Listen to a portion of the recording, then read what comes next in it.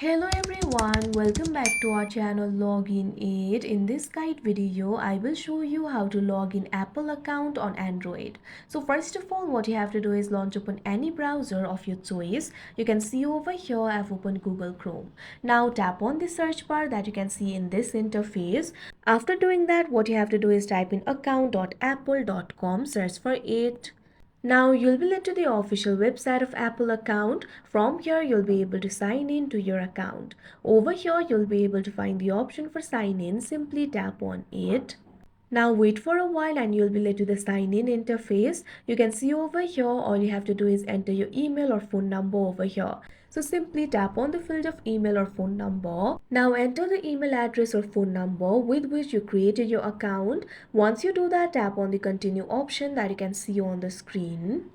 Now you can see over here you'll have to enter your password. Tap on the field of password and enter it over here.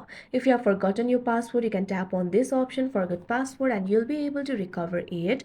Now after you enter your credentials, tap on the sign in option that you can see on the screen and you'll be logged into your account. So that is how you log in Apple account on Android. I hope you found this video helpful. Thank you for watching. Make sure to like, share and subscribe to our channel.